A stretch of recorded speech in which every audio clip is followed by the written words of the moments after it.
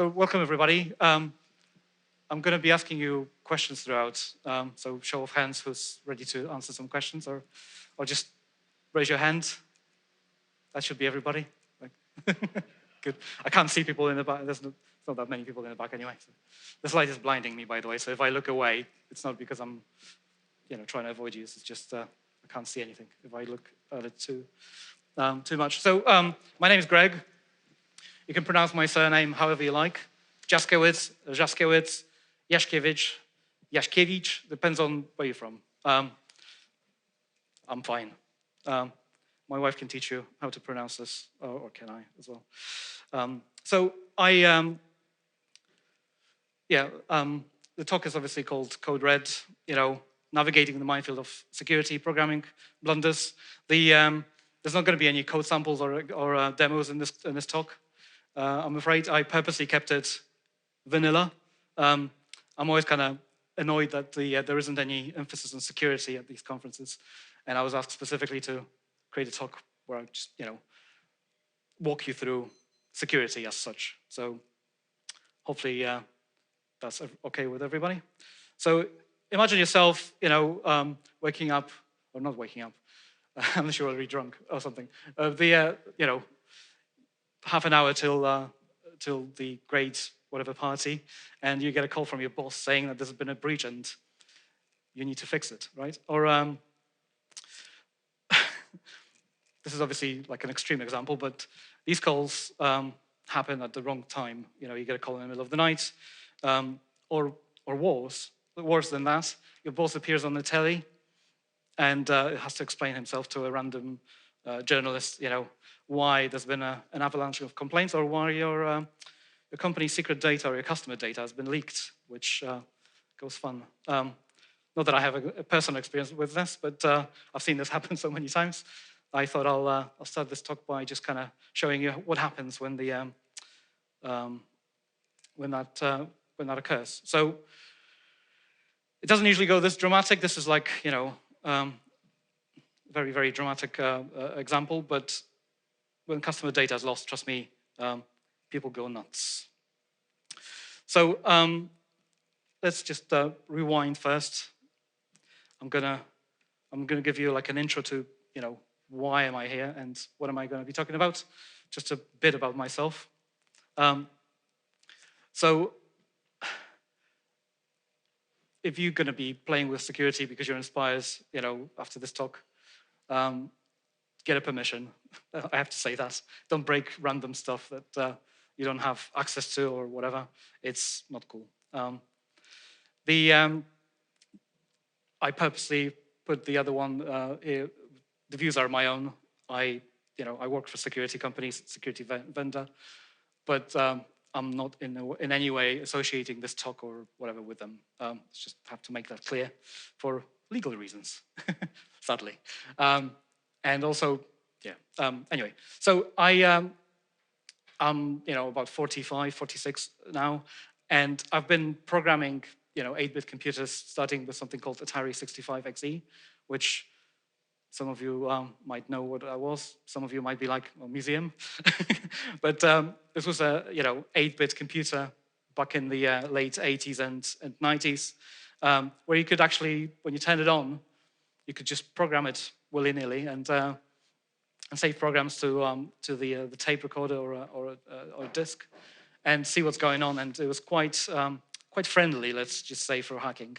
And as somebody who used to have still has prior experience with electronics, this was very enticing to me. So when I was given a computer, I think it was for birthday or whatever, it was I got very quickly bored with BASIC and just started looking at the assembly. And 6502 is a very, very friendly processor. I'm going to reference it later. So,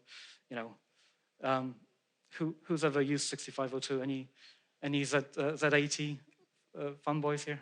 No, I don't want to start that war. So yeah, I should have made these actually appear one by one. Sorry, apologies for that.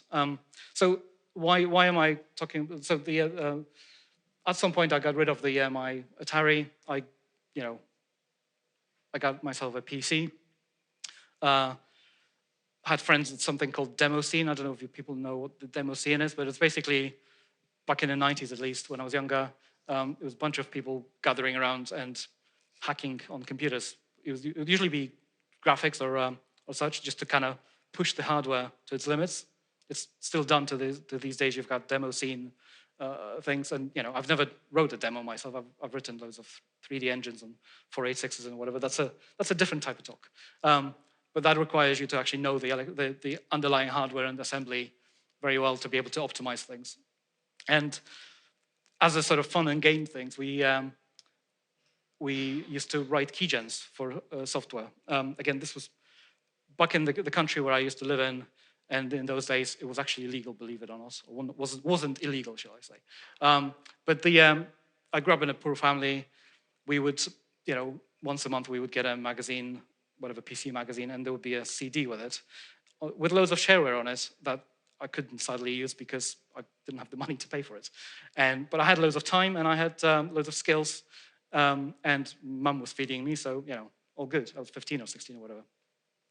One of these days, actually, one of those days, somebody from the demo scene showed me a piece of software called Soft Ice. I don't know if people know what Soft Ice or what Ice is. It stands for in-circuit emulation. Basically, when you want to test a piece of hardware, and you want to kind of debug your processor at a very, very low level, you take out your CPU or whatever, and you stick in a device that is basically backed by another computer, and that allows you to emulate or step-by-step emulate a CPU or other piece of hardware. These days, it's way more fancy because actually in-circuit emulator is actually built into the microcontrollers these days, but that's, again, doesn't matter. There's a piece of software, or there used to be, I don't know if it still exists, called Soft Ice. And it basically allowed you to stop Windows at any point and debug it. So if you wanted, this was very useful for device drivers. So if you wanted to, I don't know, debug your network card or whatever device driver, and you wanted to step-by-step debug it, or other device driver that actually would load before the OS properly launched, I don't know, graphics card driver or whatever, you wanted to be able to step-by-step debug issues in it, potentially. And Soft Ice is a software that actually allows you to do that. I'm not affiliated with them, and I was using a cracked version, so, it was 35 years ago, so I'm sorry, or 30 years ago. Anyway, you basically had to have another card in your computer called Hercules. I don't know if anybody remembers what a Hercules card was, with a different monitor. It was like a black and white graphics card, and you would see the debugging console, kind of like GDB in the previous talk, but simplified on that monitor, and you could step-by-step everything. So even if software was actually trying to circumvent debugging, you were literally just stopping the whole system. The whole OS would be stopped, and that would allow you to do funny things and crack software that wouldn't otherwise be easy to crack. So why am I telling you all this? Because this has been my fascination with the security has been like going back to when I was 15, basically, and I'm still very,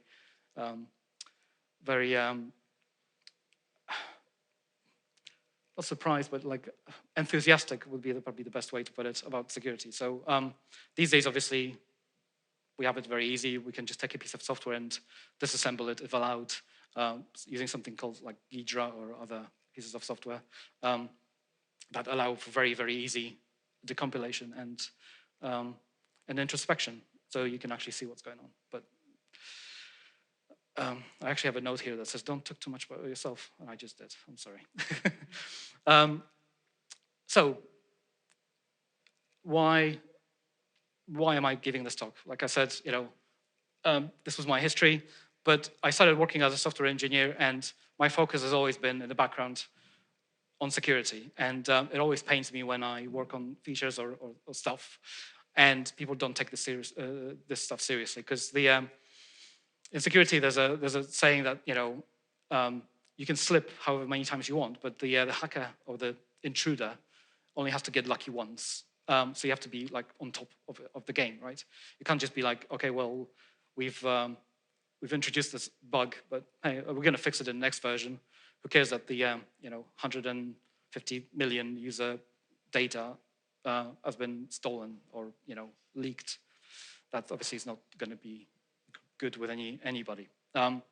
So I'm not going to be giving any code examples, like I said, because you've seen plenty of those. And I want it to be broad, basically. So but if you have any questions throughout, if I say something and you're like, I'm interested in this, just shout out and I'll let you know what the answer is. I'm going to be like, just Google it, because it's all these things. Like I was just talking to Tim beforehand, by the way. Tim sits here in the front row.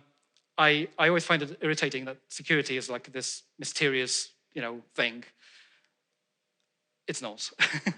There's loads of little things in security that are in themselves interesting, but I think this field is actually quite approachable if you read about it and think about it, as you're developing your software. So I'll be giving some links to some of the things that I'm going to be talking about. I'll post the this slides on the Discord afterwards, so you don't have to take screenshots or whatever.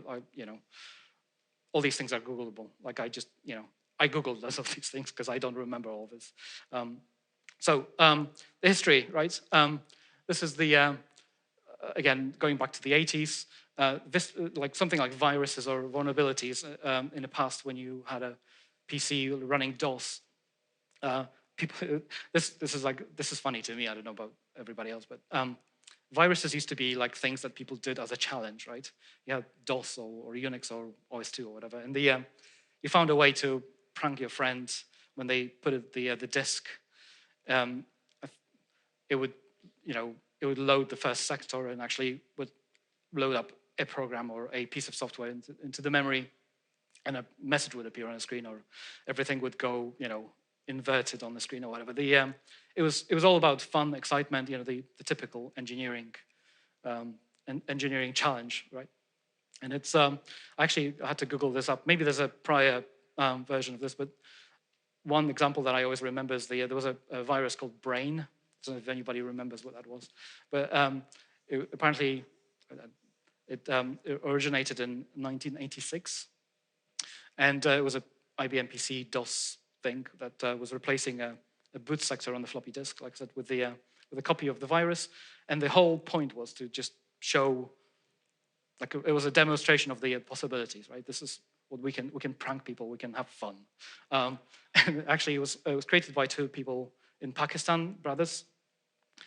And the message, I think, on the screen would just say, actually, I should have pulled it up and showed it here. But the message would just say, this is just a demonstration, and haha. And if you want us to remove this or help you with it, just let us know. I don't know how, because 1986, people didn't have emails, or some people had emails, but I don't know how it worked. But so it used to be fun, it used to be exciting, it used to be just engineers, buddies, right? Or it was all friendly. Let's move on to the present day. This is not going to be as much fun. It's a serious multi-billion dollar industry. It's gruesome. Like in here we have a guy. This name is there on the side if you want to read it. Maxim Viktorovich Jakubets. I don't know what his current whereabouts are, but he was obviously wanted by FBI, and this is him running around in Moscow somewhere. And it's R8, just being silly and, just being, what is the word that the police would use in this country? Antisocial behavior, right? Of course, I'm sure with the amount of money that the guy has, he was able to do this. But this is just one example out of many. And of course, corruption in Russia and those sort of countries is so rampant that he just got away with it.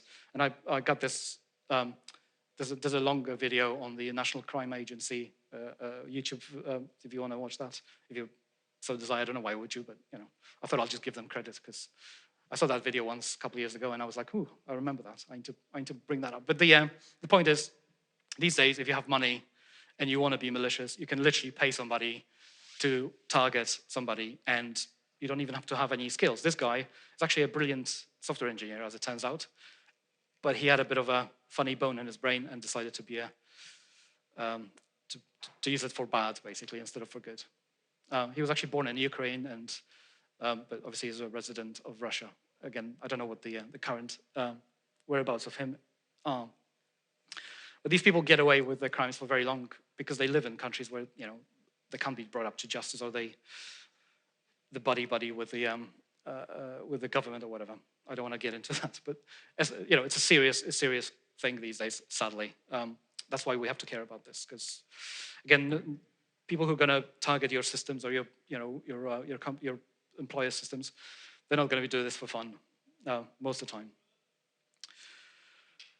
So just to, you know, further this, I'm not quite sure how this is going to play with the room or people on YouTube, but I have to actually say this because otherwise I'll feel bad, because it's like an elephant in the room, sort of say, crypto, right? It's a serious business because people can get away with with paying for this and transferring money using crypto. That's essentially what it is.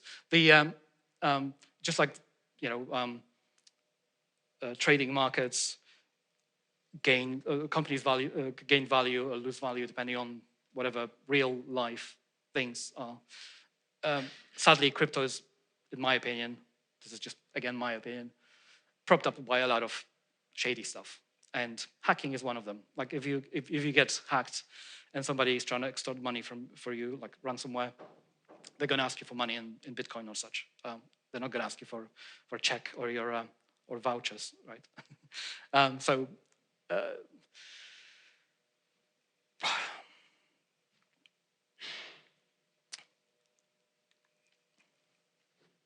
Any questions? I'm not trying to bring the room down. I'm just, you know, just have to mention that. I'm going to give you two examples that I actually put in the description of the talk, and everybody should be aware of them. If you have to live under the rock to actually not know about them. I think if you're in the industry, in the software like development industry, but they're going to serve an example later on. So, but just, you know, after this scary stuff, I just want to say, like, security is still fun. Like, as an engineer, you can have loads of fun playing with security, testing stuff. Again, I'm not going to be bringing any code example because I think they're easily Googleable. And actually, I don't have this in the notes, but if you go, I was trying to prepare loads of things for this talk, and there isn't like an easy way to Google a CVE and then say, okay, well, give me an example of the code that actually will cause this, because they just vary so much. And if you're trying to go actually through open source examples of security breaches that happen to open source products, obviously you can look up the Git log or whatever, because it's usually on GitHub these days. It will be quite a complex piece of code that would narrow down to like a couple of lines, but they will be spread apart. It's not an easy presentation, is my point. So I thought I'll spare you that. But it's still fun. Like, by all means, you know, give yourself a challenge and look up one of the CVs in open source products and see what happens, because you'd be surprised how simple it is, yet how much it can cause in the damage. As who knows what Equifax breach was or heard about it or remembers it. I wouldn't be able to tell you off the top of my head what the dates were, so I've got some notes and I've written them down here. Hopefully they're not wrong. Again, there's like a million sources of that data. So, but this is a funny one because this incident happened in March 2017. There was a Apache Struts Java Web App Server vulnerability, which I'm going to go into more details again without any code examples later. That was this business. This is a massive bank in the US. They've ignored the CERT recommendation to patch it for whatever reason, or maybe they patched half of it. Maybe the people working in IT security were off. You know, maybe they didn't have procedures for it. Who knows? I'm sure there's a report somewhere that actually goes through the details. Again, if you're running a big business or you work for a big business, I urge you to actually look at these things and actually bring up these things to your bosses and see whether you can improve your security stance, because it's quite important. And this is a great example, I think. What happened basically is a vulnerability has been discovered in the Apache struts. 3 days later or so, somebody decided to scan the whole web to see who's running the Apache struts and if they have that vulnerability on their servers. And these guys obviously had. So somebody found it, somebody managed to exploit it, and this is one of the ways you can be targeted if you don't patch in time. The hackers actually gained login credentials for 3 servers. Somehow they, again, technical details would have, there'll be a separate presentation on its own if I wanted to go into it. And once they got their foot in the door, so to speak, they were able to navigate the internal network. And they this was all done via dispute portal servers, which, if you want to complain basically to your bank about stuff, apparently they have service for that. I don't know. I've never worked for a bank, so I don't know the normal way of doing this. But the crucial learning point here is that it's quite important to not just actually, I'm going to get to another point on this in a moment. Sorry. So second issue, the internal traffic was encrypted, but the certificates that were verifying the validity of the certificates expired, so the verification of them basically was disabled. I don't know exactly. I couldn't find out exactly what happened, but the point is they were able to man in the middle themselves and decrypt more traffic, or intercept more traffic, and find out more logins, intercept or break into more servers. And as a result of it, they got a lot of data out from that organization. In fact, I think, yeah. Do I have it on the previous slide? Sorry. I did split these slides up in a sort of clumsy way. They were able to get 140 million user data accounts information. That makes sense. From that organization, which obviously cost them quite dearly, up to 20K per person. So you can imagine it's been an expensive exercise. Probably underwritten by some insurance company, so they didn't have to pay the money. The banks usually get away with these things, but or maybe American taxpayer paid for it. Who knows? But the point is, it wasn't just one breach. The initial vulnerability they've ignored and they haven't patched was just a little foothold in the that allowed them to gain access to the whole organization. And they had other massive issues, lapses in security, procedures, who knows? Again, banks are complicated. And data was lost, and I'm sure there was loads of, you don't get awarded $20,000, sorry, in damages if somebody just got your credit card number out. There has to be serious loss of money and time for this to happen. It's one of those examples where people forget often that even if you have firewalls or whatever outside your organization, again, I'm going to get back to that point in the future. If you allow things to kind of float internally without any restrictions, you still might have a massive problem just because you had one crack. Again, going back to the previous saying, they just have to get lucky once, and they did in this case. So I found this hilarious, in the best kind of in a technical way, is because the original vulnerability was actually not in the code that was verifying the input. They've done all the verification and sanitization of the input correctly.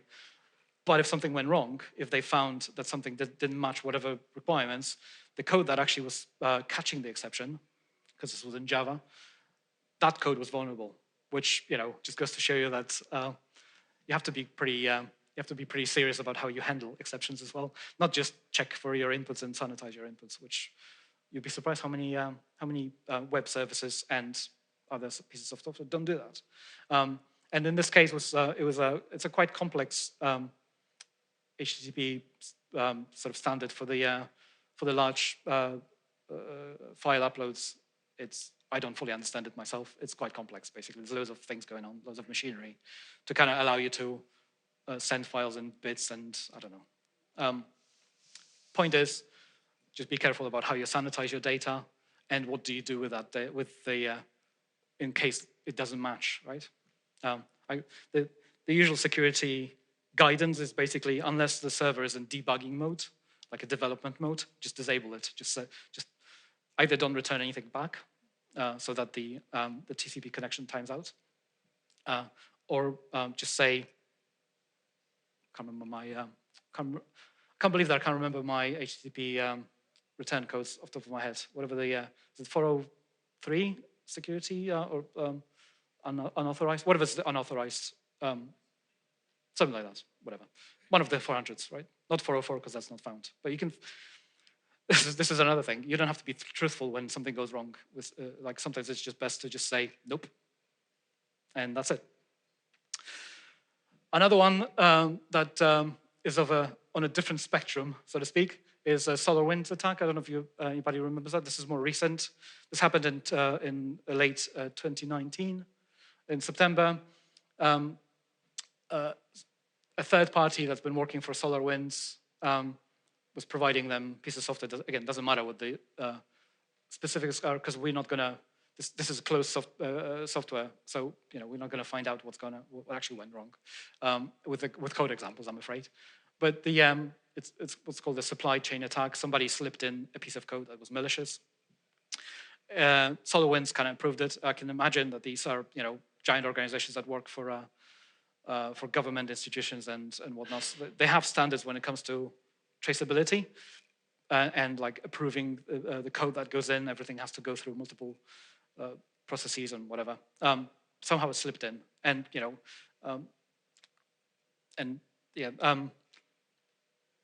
I'm kind of skipping ahead, but actually I'll go back to that before. But this company called CrowdStrike, what's called the Falcon sensors have been running on their servers, and somehow they managed to spot a strange activity and flag that up as an issue. It's quite clever, actually, because this wasn't obviously this went through so many, this slipped through so many nets, yet the piece of software was able to spot an odd behavior, so to speak. I think that's quite brilliant, if you ask me.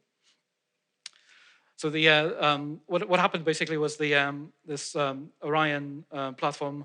There was a backdoor that was created by hackers to be able to access and impersonate users in the victim organizations, just basically be able to snoop around at will.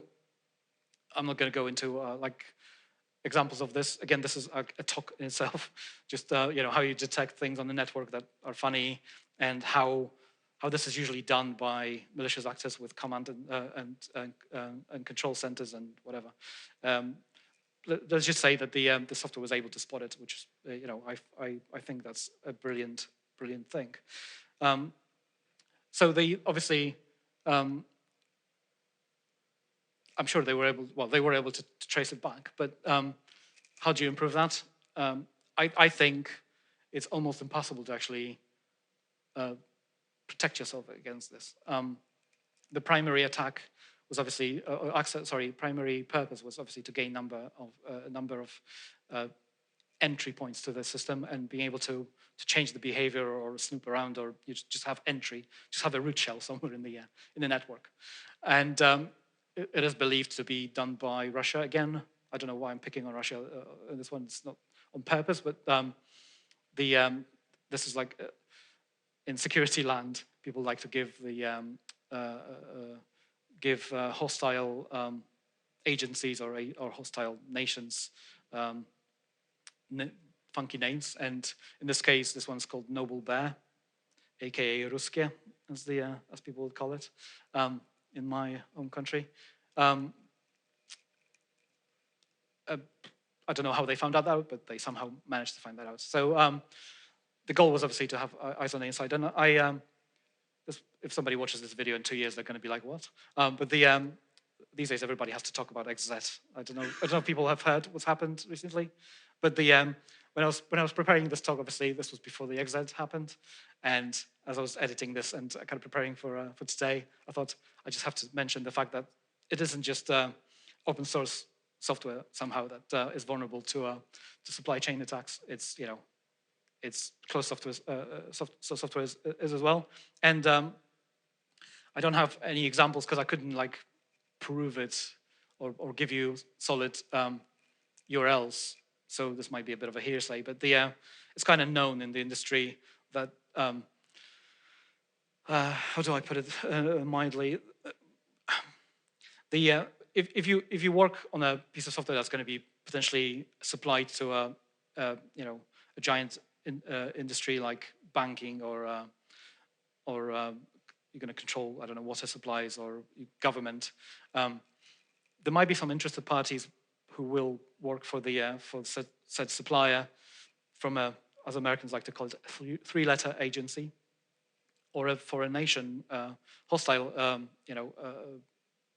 such as Russian Foreign Intelligence Service (SVR), that might be adding stuff to the software, and you might never find out, because they obviously will know how to circumvent the procedures to kind of, just like XZ is the good example of the library, the encryption library, not encryption, sorry, the compression library, is a good example of how to circumvent and kind of fly under the radar.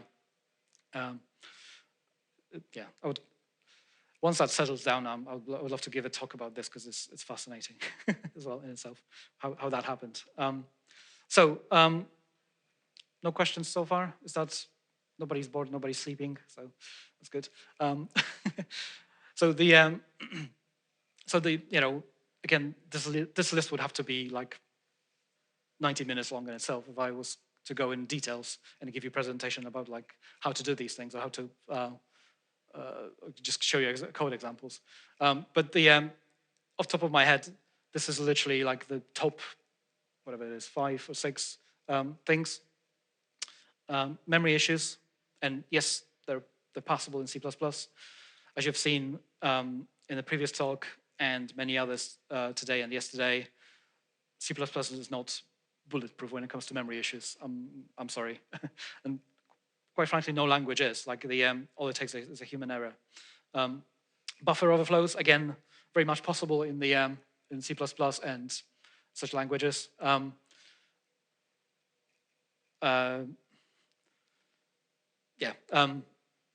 Resource leaks, whatever that would entail. Again, this is like a broad umbrella term. You basically just show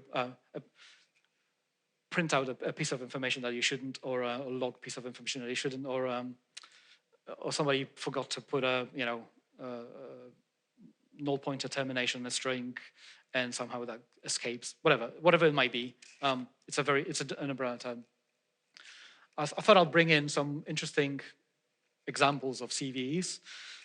This one's a use after free. Unfortunately, it's a closed source application or piece of software.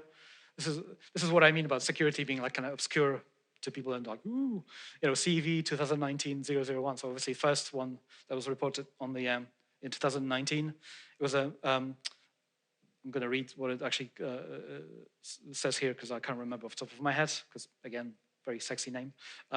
Malformed packets on MX services device with dynamic VLAN configuration can trigger an uncontrolled recursion loop, apparently called by use after free.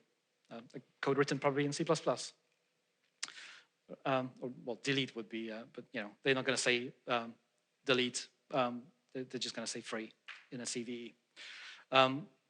Integer under and overflows. Again, I'm kind of going back to examples that I've seen today and in other C++ talks, but it's quite easy to sometimes just pass an integer into a function that pass an integer that expects to a function that expects a char, and for some reason you have warnings turned off on your compiler. It happens in real life. Or you basically have a string that you get from JSON or XML or whatever, and you didn't check the integer type, and somehow the function that actually turns it from the string into the integer has a bug in it. That happens. Insecure memory after usage. This one actually is something that happened in an open source project in a Go script. PDF parsing, believe it or not, it's one of those real world examples that you've got, PDF is quite a complex file format, so to speak. So is PostScript, technically a language, programming language, probably. I don't know if you can say that, but I'm not an expert. But the PDF, like another example would be something like parsing HTML, Unicode strings, like all these things, complex pieces of code these days. In this case, it was there was an attempt to reference a wrong pointer for some reason. I think GhostScript is written in C though, so maybe it was in C++. Who knows? I don't know. And the last point is like going back to the early history of security. Back in the day, it was quite easy just to code was written in C mostly, and somebody had something like sprint in the code, or they were trying to print a string that you passed them as a value, and they were expecting a different length string, or they had a static array of 256 bytes, and you gave them 512. It was very easy to override memory that you shouldn't have. Quite often a stack or another variable that would cause the funny things. These days you actually have to, for issues to be exploitable, you usually have to find multiple problems in the code, but people do. And people who have loads of time and motivation and money behind them will do that. And often, live in somewhere like Russia where they don't have anything else apparently to do. Again, not picking on Russia in particular, but you know what I mean. So how do you avoid this? Again, I'm going to be going back and forth between these things, but just first kind of throw at it. SCA is something called software composition analysis. I don't know if people know what that is, but that basically means you're looking at the things that your code depends on, essentially. So what libraries you use, what third-party code you're using, what system APIs are you using. Just knowing these things, just writing them down, sometimes is actually quite helpful, especially if boss calls you later and tells you that there's been a breach. Or you have to do analysis of your code because there's been an issue that caused a massive loss in production. Because it's actually quite funny. I don't have any. I'm breaking away from what I was just about to say, but just a random thought that occurred to me. Quite often, people find vulnerabilities in their code, kind of not knowing there's a vulnerability. Basically, the software crashes randomly for a customer, and technically, it's a vulnerability. Somebody could have exploited that, but customer just misused it, right? But things like that happened, honestly, and I've seen it more than once, and it always makes me chuckle when people say, "Oh, this is just a user error." I'm like, "No, there's a vulnerability in your code, mate, and you just didn't know about it." Another one that I'm going to be bringing back multiple times is pen testing. I don't know if people know what pen testing is, but basically, in layman's terms, you get a couple of people or one person in your company. I've done this in the past multiple times. You get somebody who's never seen your code, doesn't know your culture of doesn't know your lead developer and his ways or her ways, and has a fresh look at the code and just brings up all the points and just tells you, okay, well, you could have improved on this. These are the things that could have been done better. This is terrible, like whatever. Like just gives you a report at the end of the day. These things usually take a couple of weeks because again the person's new and they have to be kind of shown the code, so to speak. But it's very, very helpful. And pen testers, like I've done pen testing a couple of times for customers, but there's people who just do this for a living, and they usually way smarter about security than me, and they've seen way more things. So I highly recommend every business to actually hire, if you're serious about your code and actually you want your code to be more secure and withstand any potential problems, whether it's customer disruption or vulnerabilities. Get yourself a pen tester every so often. It will save you loads of money in the future potentially, and it will improve your organization as well because people can learn from it a lot if they want to. Threat modeling is another one. this is something that people require you to have if you supply to more serious business and that are regulated by whatever your regulations might be in your particular market, or ISO standards or whatever that you have to follow. There might be a need for you to actually have these things like pen testing and threat modeling. All it is basically is you're gonna sit down and say, like, I think this might be disrupting. If this happened, this might make our this might wake me up in the middle of the night, or my boss might appear on the telly. Worst case scenario, right? Why is this helpful? Obviously, you work your way down from that and be like, okay, well, we need to do something about this. Pen testers often actually bring up threats that you might not have thought about. Unit testing, Phil would be disappointed if I didn't bring up the TDD, but when it comes to security, actually writing the code in its own way and actually having shed loads of tests around it is very, very crucial. I'm not going to name any names of the people that I worked for in the past doing stuff, but I was employed once working on a piece of code that, let's just say, pretty much every Fortune 100 company in the world used at the time for their board meetings to document, future discussions or whatever. Quite an important, like if that data leaked, you could have predicted what the value of the company might be for the next couple of years, put it that way. And the company no longer exists, so I can blab them whichever way I want. The security layer encryption was just horrendous. It was a single file, I can't remember, but about 20,000 lines of code written on Objective-C. They're all static functions. It was a mess. My job was to unravel this and turn it into loads of classes and structure it and add loads of tests. And this was one of those examples where I wouldn't be able to do this without TDD because I had to introduce tests into the mess and then unravel the mess and see that the tests actually still pass. And I found loads of issues along the way. It was fun. Yeah, let's just put it that way.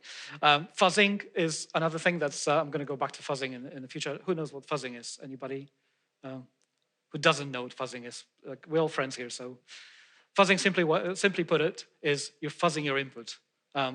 So you've got let's just say a network port that's open listening, like SSH, and you're just sending random data to it. That's, kind of looks like it should be okay, but you're changing things. So instead of, 1 somewhere, you put a 2 or whatever. And you see if it breaks.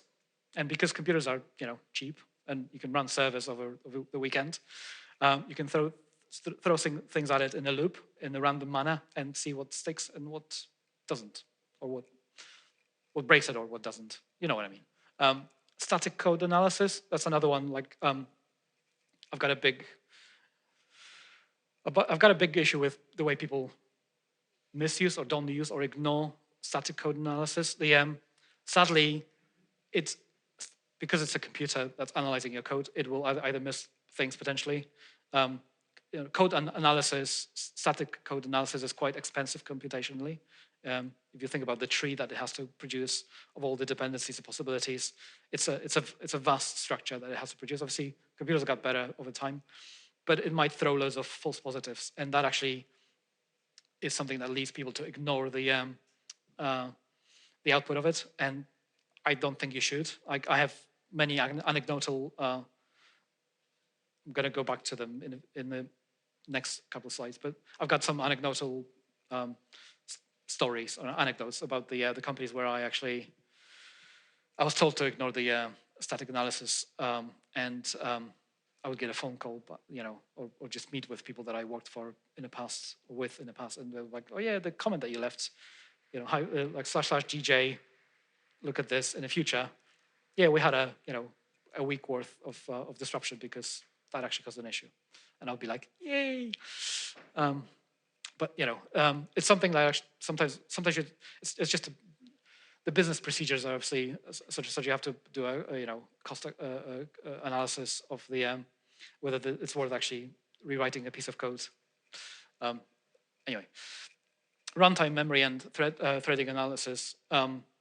don't know if anybody used Valgrind or Valgrind, whatever the correct way of pronounce it. Does anybody don't know what it is? It basically, if you're using Linux or I don't know if it works on Windows, it's a piece of code that I think it emulates your CPU essentially and puts loads of hooks into your API calls. So everything runs much slower, but it's able to spot loads of issues with your code, potentially like memory issues that your compiler, your static analysis tools, whatever would miss. It's invaluable. And I don't know if it still does it nowadays, but back in the day when I was a wee boy, and I used it initially when computers were slower, basically. Something like cache misses were very, very important. So it will tell you actually, like, the way you're using this structure of data, this is slow. There's going to be loads of L3 cache misses. And again, I'm not going to go into. I'm going to have a slide about CPUs in a couple of slides because I have something to say about that as well, which is quite funny. But but yeah, it's an invaluable tool. So Valgrind, if anybody. If you haven't used it, I highly recommend throwing it in. Running through Valgrind would show you loads of issues in your code. And trust me, in my experience, it's never wrong. Like going back to the company where I worked for and I left loads of comments, static analysis and Valgrind would be these tools that actually pointed, loads of potential issues. And sadly, I wasn't allowed to fix all of them for various reasons. All I could do is just leave some code remarks to the future employees and management to say, hey, it was me, I used to work here. Red team exercises, this is for large businesses. So does anybody know what the red team, blue team is? Basically you've got, for those who don't know, so you have, this wouldn't happen generally for a small business, but if you have a high stake business, even if you're a small team, it's worth having somebody basically trying to break into your code or do something funny with your higher boss's knowledge so that, there's a bit of risk estimate that somebody else made. And usually when you're a techie working at the desk, they'll watch you sweat whilst you're trying to find out what the problem is. It's fun. I highly recommend if you're running a large organization to actually look into red teaming. And I'm paying somebody to do this because, again, you might learn quite a bit about your business. So fuzzing. So the organization that I mentioned where I left some comments in the code. Again, I'm not going to mention the names, but it's a funny one. When I joined, the company was working on a DVB encoding and stuff. So basically processing the video signal that would end up on your set-top box. And set-top boxes, I don't know, people don't use set-top boxes as much these days because you have streaming and stuff. So this might be, again, old me. But set-top box it's a computer that runs in your living room or whatever, under your telly, usually, or inside your telly these days. And it's, as far as the security threat analysis modeling goes, it's your house is a hostile environment. Why? Because you can open it up and fiddle with it.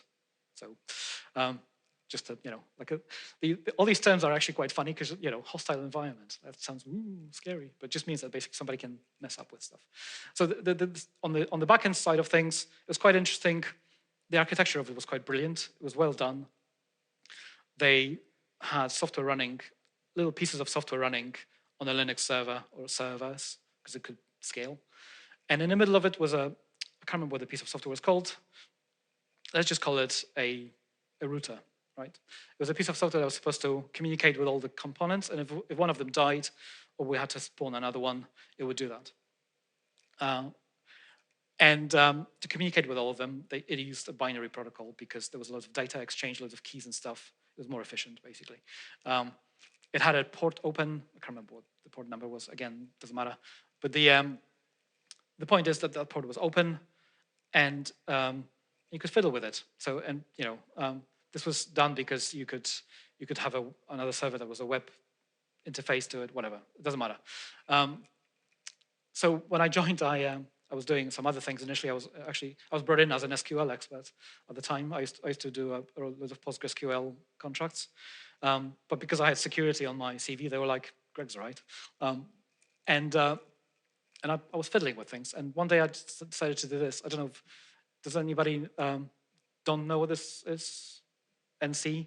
Netcat is basically kind of like, it takes input on the pipe, on the standard input pipe on the Unix system, opens up the port on that IP, and will just send that data as a binary data to your to that particular port. And it will, if you can intercept the output of it, and it's quite a fun utility. Of course, if you throw it loads of garbage, it will just send that garbage to the network. And if you do that in a loop, fun things will happen. this is like a primary. When people ask me what fuzzing is, this is the example that I always give them, because this is like the bare bones fuzzing. Sorry, not buzzing. And this actually, we found loads of issues in the parsing of the structures. Like the code was very well written, had loads of checks and stuff. You miss things. It's just the way it is. Fuzzing, a couple of minutes of this, and we found loads of issues that would potentially. Why is this important? Because you may. This is the question that management will ask me. Like, why would we care about this? This is a server rack. It's going to be in a customer data center. Nobody's going to be fiddling with this. Yeah, they're going to have the web service, whatever. But what if somebody plugs in the wrong Ethernet cable into the wrong socket, and another piece of software uses a port, let's just say 6,000, and sends some random data to our service, and it brings it down, and we like, I don't know, and you get this call from the first slide, right? This goes back, this is all kind of a big happy family of security things. So I think I'll bring this up. Like if you want to have fun, and if you have permission, obviously, and if your organization is using binary protocols for whatever reasons, because some do still, just do that. Have fun with this. These days, there's actually fuzzing frameworks that will, because obviously fuzzing doesn't just apply to binary protocols. This is just a crude example, but you can actually take something like a piece of XML, HTML, whatever, and just say to the fuzzing framework, have fun with these fields, and these are the permutations you can go about, and you can have some regular expressions, whatever. There's loads of people who've written really, really cool fuzzing frameworks, and in fact, if anybody seen there's been loads of HTML rendering issues found using fuzzing as an example. So fuzzing, highly recommend. It's great fun. So yeah, modern threats. I don't know why I'm looking there. I can see this here. Whatever. It's the lights. Again, this is one of those slides that I'll be told off if I didn't bring this up. So I'm going to go. The company that I previously mentioned, CrowdStrike. I found this on the blog, and I thought this looks credible. They basically said that approximately 55% of identified insider threats incidents involved unauthorized use or attempted use of privileged escalation exploits. So somebody brought their iPod or their Android phone or iPhone, whatever, and plugged it into their computer at work, and a piece of software got executed, right?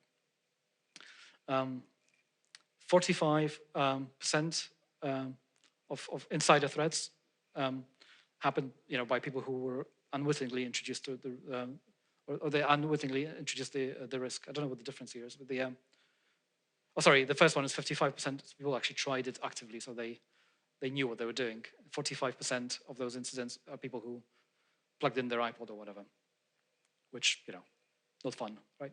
But it goes to show you that we actually, quite often in a large organization, we're the weakest link. We're the ones who could be phished. I'm not going to name names, but, this is how people find out where you work for, what are you using at the organization. They create,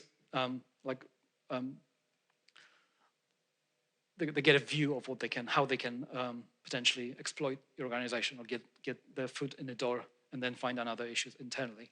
And sadly, it's just a real thing. I get loads of training on phishing, and I'm always cackling when they try to phish me, because when you know you've been you're going to be slipped one, you're like, seriously. But we have to be mindful of that, especially if you have non-technical people who don't find it as easy to spot. Everybody by nature, we want to be helpful, especially when you're running a business. You want to help your customers, but sometimes these things actually can end up going wrong, and you have to kind of create layers internally that will prevent that, right? You have to have another layer of, you don't Bob working in a bank to be able to withdraw the money from somebody's account just because they called them and told them that they've lost their phone, right? And they're in great need of help, or they I don't know if I should go into political things, but they're an MP and they called you at 3 o'clock in the middle of the night and told you that somebody's threatening them and they need £5,000. Right? You have to be kind of mindful of that. Yeah, open source intelligence. I love this one because it's just Googling, basically, just finding stuff on the internet. And it's quite scary how much information we can find these days. You can go to you can do social engineering on the business-related social platforms. You can do Googling. You can find out, stuff on the Google Maps, whatever. And yeah, insider threads, fun thing, and non-technical, but I think it's quite important to remember that. So let's go to another fun one, which again, this makes me chuckle. The 6502 boy in me.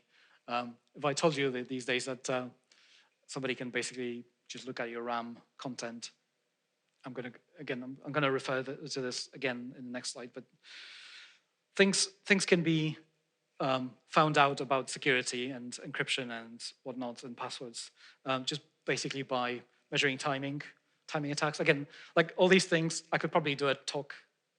Not that I'm an expert at any of these things, but I could bring you examples and actually show you some examples if I wanted to spend another hour talking about this on each one of these things. Because timing attacks, I don't know if people know what timing attacks are, but you basically, you're measuring time basically. So you're running a routine, measuring time, calling an API, whatever, and you vary the input and you see what the what the time difference is, and you can find out loads about how it behaves internally just based on that. Depends on obviously how the code is crafted. On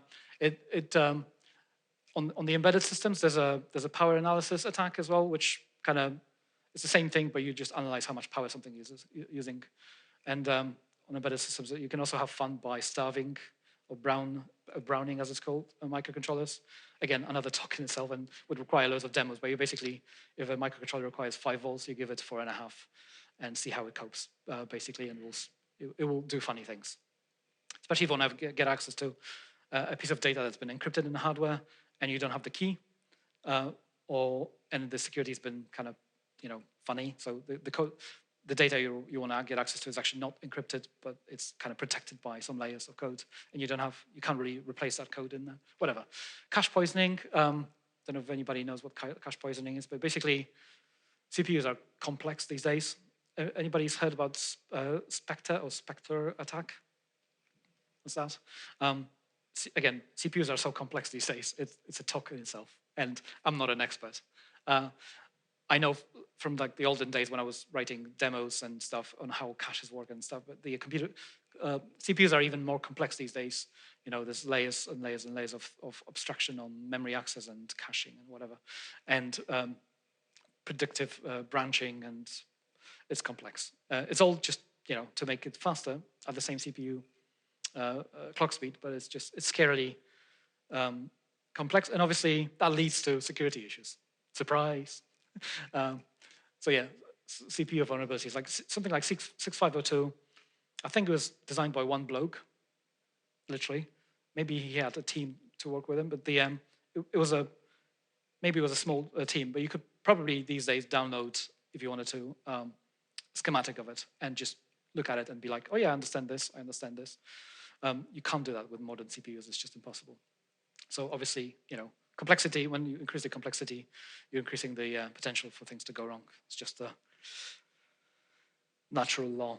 So yeah, This leads me to another funny, scary slide, which again, like if you show this to me when I was 15, I'll be like, seriously, dude.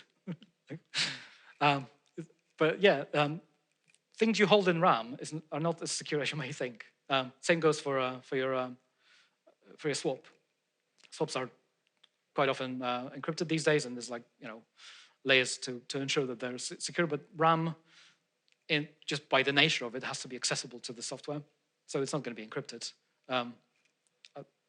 Again, there's variations on this, but like for a straight Windows running computer, you don't want to be you really don't want to be storing long-term crypto or secrets basically in the RAM unobfuscated. So just like clear text passwords. This is something actually. Speaking of pen testing, I thought I did say I'm going to refer to pen testing again. One of the things that you often see on the pen testing report, especially because I used to write loads of iOS applications. That used to be my kind of contracting job, and pen tester that we would bring in, and again I'll put that on pen test reports myself, would often bring up the fact that when users trying to log in or put in their password, we keep that in memory in clear text instead of obfuscating it. But it's all to do with the fact that another application running in the background could potentially spoof that and get access to it through various means if you don't obfuscate it in RAM. Same goes for crypto secrets. And the big one on top is the API keys. I'm not a web person, so I don't do loads of web development or web API calls. So I'm not sure whether people still. When I used to do that a lot, people would give you like a hash that you had to slip into one of the fields to get access to the API. And I actually worked for a company, for a big broadcasting studio or a big broadcaster in the UK. And when I started working on their iOS application, I noticed that the API keys and AES keys to do with DRM or whatever were actually in a header file. And we had obviously different staging and production and whatever testing environments. So there would be a different header for each one of these. And I was like, can I talk to somebody about this? So when my manager found out that that I know something about this, he actually brought that up apparently in one of the meetings with CTO, and CTO next day was like, "Can I meet with this guy?" So I had a three-way meeting basically, where I had to explain to them that this is not great, and he was like, "Yeah, I know about this, but there's nothing I can do about this." I'm like, "Yes, you can." This is something that probably. I'll be surprised if anybody knows about this. I'll be like happy. Not surprised. I'll be happy surprised. Does anybody know what the white box cryptography is? No. So white boxing basically means that you're doing something in the open, right? Black boxing, you're hiding it. White box cryptography essentially means you're unrolling whatever encryption routines you're doing. I don't know if like AES, I couldn't explain AES off the top of my head, but there's like multiple bit hashing and ANDing and XORing goes on essentially with a key. You unroll the key into a massive piece of memory, and then you do multiple operations on the piece of input against that key, and that basically is your encryption or decryption because it's a symmetric key operation. So basically for white box cryptography, in case of AES as an example, you basically write a piece of code that unrolls the key and creates a linear piece of code, doesn't have any if statements essentially, that just does the encryption run in one go. You end up with about 3,000 to 4,000 bytes of assembly code or machine code, sorry. So it compiles quite a long because it's usually a C function that's mile long. But at the end of it, you get basically a white box cryptography, and basically the key is no longer in clear text. Yes, somebody who knew what they're doing could say, okay, well, I'm going to snip here, and plop that in somewhere else, but somebody has to know that this is a white box. And white boxing quite often involves random number generation that kind of cancels each other out. So you throw in loads of things in the middle that XOR each other out. So you can run it multiple times with different seeds, and you'll get a different piece of code. It's going to be usually the same length, but it's going to perform the same way. It's going to be usually quite fast because it's unrolled loop. But you're no longer going to have your key in plain text in the code, so you win. And I actually, I was a contractor, so I didn't get a bonus for this, but I got a pat on the back and be like, woohoo. And forever from then on, when I met somebody who I used to work there, they would say like, oh yeah, I want to talk to you about this because I'll be interested in knowing more about this. Do you have a question or no? Oh, sorry, I thought somebody was raising a hand. But yeah, white box cryptography, cool stuff. When it comes to API keys, like the long hashes, just hash them in the memory and then just unhash them before you send them using TLS, hopefully encrypted connection. Storing passwords in plain text in RAM. Anybody heard about a company called Microsoft Windows? Yeah, they've been doing this till about 2-3 years ago. Anybody knows what mimcats is? Apparently it's something about cats in French, but I don't know. There's this bloke, I'm going to refer to my notes, the Benjamin Delpy is his name. He's discovered a flaw in the Microsoft Windows. Basically, he was able to find in RAM where the passwords are. Apparently, Windows basically used to store passwords in RAM so that you didn't have to retype them every time the connection got renewed. You had to renegotiate keys or whatever, which is understandable. But they just decided to leave it in plain text in RAM. And Windows has these functions called open process, read process memory, write process memory that allows you to gain access to the actual RAM if you have enough privilege, obviously, on the system. To get passwords, and you might think, oh yeah, but you need to have a root access to your admin access to your system. But yeah, but you find another vulnerability on that system, you gain access to it, and then you have passwords to other systems. So again, this is like a cheese theory basically. You get your holes aligned and you get in. That's security in a nutshell. Cheese. Anyway, but yeah, it's a funny or not funny thing because he actually created that piece of software as a closed source software, and he was giving talks about it. And one day he flew to Russia again. I don't know why it's always Russia.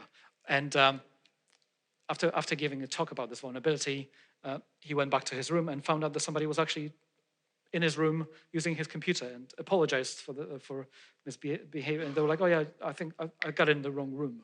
But he basically, somebody was trying to get that software off him, and he decided to open source it. So look up mimcats because it's a cool kind of thing. I don't use Windows personally, but for security reasons, oddly enough. But I'm not going to go there. But yeah, it was a Windows vulnerability. I think in Windows 10 they added an option to, optionally, if you wanted to, they would encrypt that in RAM or hash it in some way, whatever. In Windows 11, it's always on. I don't know if you can turn it off or not. I'm not a Windows admin, so they were probably Russian again. Malware called NotPetya and Bad Rabbit that would basically gain access to your Windows computer. It's always Windows for some reason, and would sneak out the passwords and send them up somewhere. So they can, you reuse them for other things in the future. And it's not just passwords, actually. It's keys and hashes and API keys, white box cryptography. If you want to talk to me about this, I'm happy to talk. I can even give you a piece of old code that actually generates them. Not written by me, but blimey, it's already been an hour. Nobody's asleep. Good. Just checking. So just, loads of things in security are about rehashing. You have to have a checklist and just sanity. So input value manipulation is one of the other things that kind of catches people. Integer under overflow. Funky things can happen when you pass values through functions or through APIs. SQL injection, I'm going to have another slide about this, which some people might recognize, but SQL injection is a funny thing. Yeah, I'm going to go back to it. Cross-site scripting shouldn't be possible these days, but it's still possible. some reason, again, I'm not a web guy, but I was told it's still high on the list of things that you need to be aware of. Command injection, going back to the Equifax, that's essentially what they've done. In the end, they basically allowed themselves to call a command on the server. Doesn't have to be, I mean, technically SQL injection is a command injection, but this could be you try and run ls or cat on the system. Like, I've seen so many vulnerabilities in various pieces of software that allow you to gain access or list or share, no, extract, that's what I was looking for, content of the etc. shadow and etc. password on Linux systems, or equivalent on Windows or whatever, just by command injection. Good stuff. So you have to be kind of aware of it. You know, if you're running something on the shell, try not to allow the external input to actually dictate how what data it gets. Speaking of the web, hidden form field manipulation. This is another thing that some clever people think that they can just put in hidden fields in the forms and pass the data through, along the session. You shouldn't be trusting it as much as you think, and I'm sure there's way more. But this kind of gives you a bit of a taste for it. So speaking of the SQL injection, it's still an issue today. I've actually, like, when I was bringing this talk or writing this talk, I Googled a couple of these. As you can tell, they're from 2023. These are all SQL injection issues. And I'm sure you're all familiar with this one, because I find this funny to this day. It's like an inside joke. If you're not, like, KCD, brilliant stuff. This is quite old. But if you don't know what it's funny, my wife was actually proofreading my slides, and she was like, "Oh, there's a comma missing there." I was like, "No, that's on purpose." And actually, these commas are wrong, but that's just the way the software does it. But does anybody know? Anyone doesn't know how SQL injection works? So you basically have something like select star, and don't do select star in SQL. I can give you a talk about SQL if I wanted to. I don't want to bore you, but the select star is not very memory efficient. Let's just say select user, password, whatever, from table, students, where the name equals, say, or whatever or is. And then what happens is people, write that query and add something like stream, break in the string, whatever the user typed in, put in there, and then close the thing, send it to the SQL server. What can happen, basically, somebody can finish your sentence, then inject their own SQL statement, in this case, drop table, which will remove that table.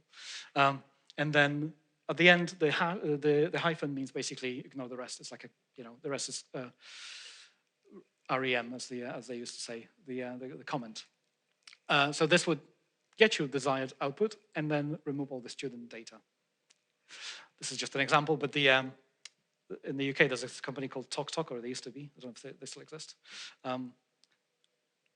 Quite a few years ago, there was a giant data leak. It was SQL injection, and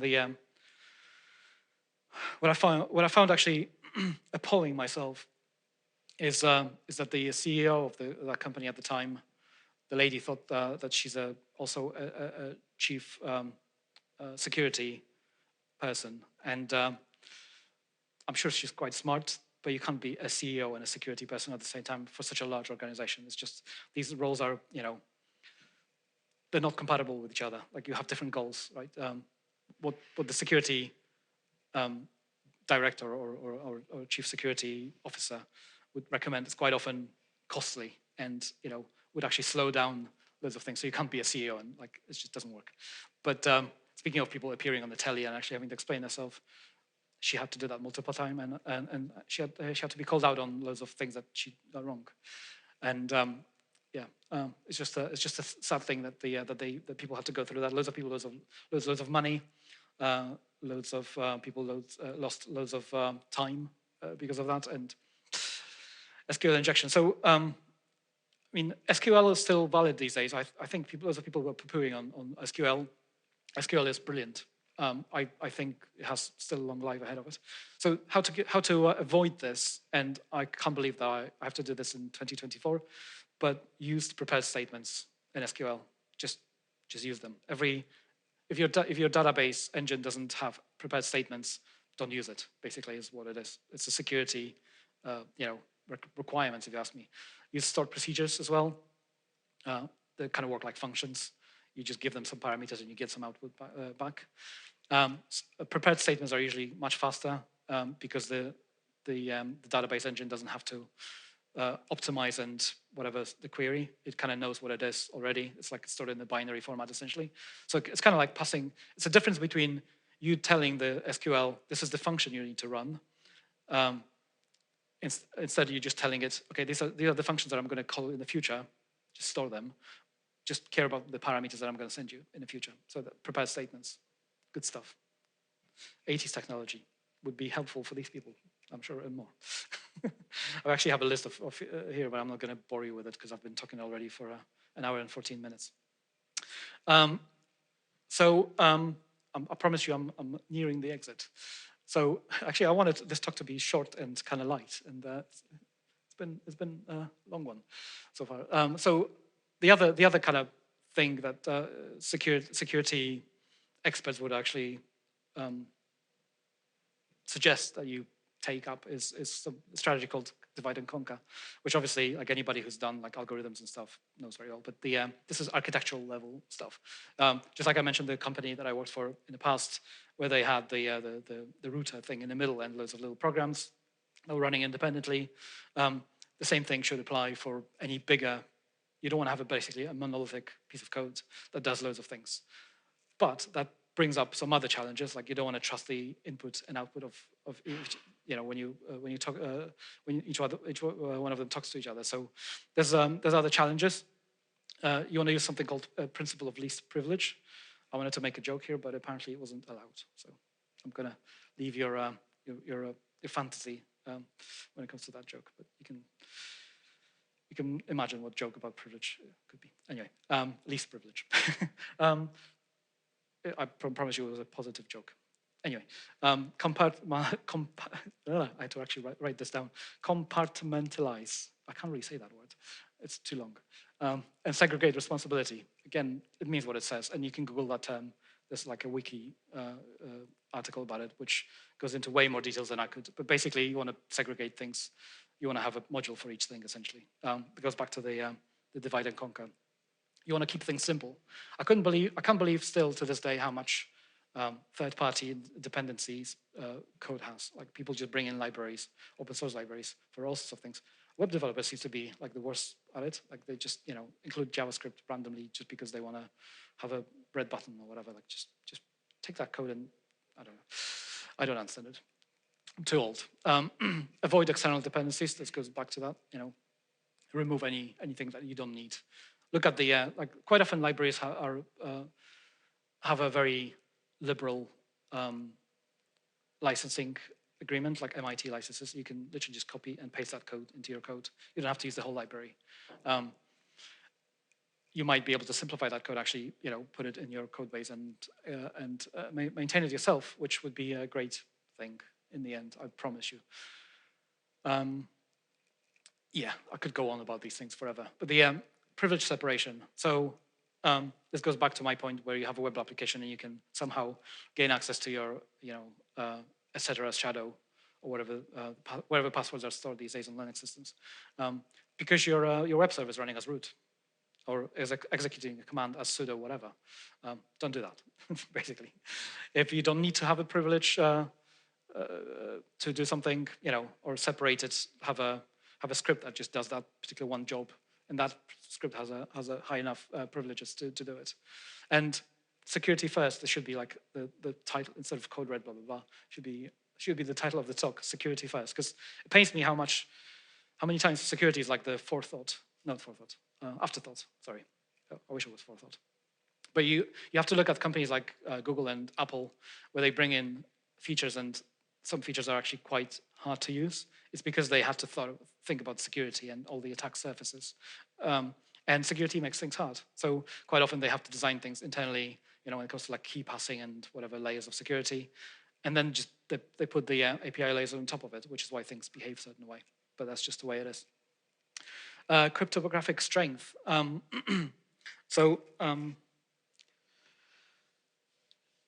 How should I put this? Computers get faster, right? And things get broken. So you have to be mindful of the fact that you can't just use whatever's the possible security cryptographic principle or algorithm these days. You have to be mindful of things changing and have a contingency. So if you think about browsers like Chrome or Safari, they use different mechanisms to do what's called a certificate pinning. Again, another subject that's quite simple and everyone should use it. I actually didn't mention it, but to verify the communications two ways. But certificates expire, so you have to be prepared for that. Or certificate authority could be breached, and somebody could issue a certificate that's valid as far as your browser is concerned, but it's actually been crafted by a malicious actor. So you need to be able to swap those certificates on an existing machine. So you have to have a contingency. And very important. Obviously, I don't think anybody here works for Google, and Google knows about it already, but I think it's something that people should know about. When it comes to the previous things, there's a guy called Daniel Bernstein, DJB. If you Google DJB security, funky things come up because it's DJ stuff and whatever. But if you look for Daniel J. Bernstein, he has a very cool way to approach security that kind of covers all these. And most of the products that or open source things that he came up with haven't been breached as far as I know. So, it kind of works. It's a pain in the butt to actually write these things, but it pays off in the end. So pen testing, it got very loud for some reason. I did say that I'm going to come back to this, but have somebody go through your code. It's very important. Read team exercises, very important again. It's an opportunity to learn, if anything. People will find things in your code, and you will not believe what they might tell you that you've never thought about, your very experienced developers might not be aware of, because they haven't gone to any security conferences or they haven't attended any security talks. Annotate, ask your engineers to just basically write down what they're using. They might think, oh, what a pain in the butt, but it will be helpful when you have to do a threat analysis in the future. When you have a pen tester, it's going to save you some money. When it comes to security, don't trust anyone. It's like the big thing. You don't want to sanitize your inputs. It's basically wash your hands, right? Just look over your shoulder before you enter home, whatever. Less is more. Encrypt, obfuscate, decoy. And I didn't go to decoying, but it's like basically just creating things in the code that. Don't do that if you don't have to, but sometimes when stakes are high, actually, it's important to do that. And get your product code regularly tested. Something that I actually, again, I listened to a conversation with a Microsoft AI guy recently, and he basically said something that just chilled me. He said, AI will enable new types of attacks, and we don't know about them yet, because, AI. I had to bring up AI, not on the slides, but just in the chat. And yeah, that's it. I'm done. Questions? Any tomatoes?